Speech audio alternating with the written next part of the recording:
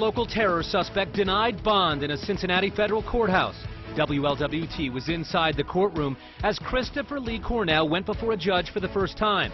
What he requested to happen while he's behind bars and his family's reaction to today's proceedings.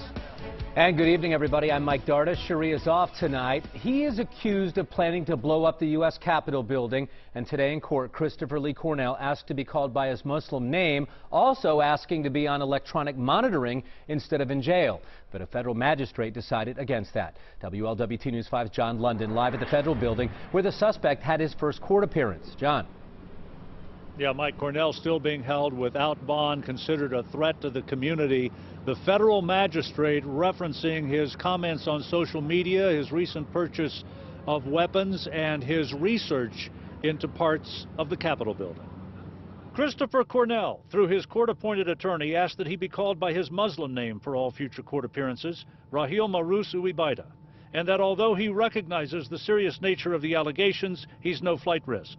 However, an assistant U.S. attorney argued he's not only a flight risk but a threat to public safety, that his purchase of 2 rifles and hundreds of rounds of ammunition at Point Blank West 2 days ago was a step to execute his plan, and authorities felt compelled to stop it.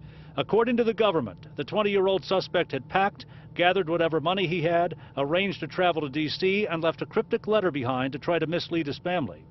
His father, mother, brother, and a cousin were in court to support him, the father calling to him as he was led in, "Christopher, we love you. Don't trust anyone, Chris." Marshals admonished him to not speak to the defendant, and he apologized.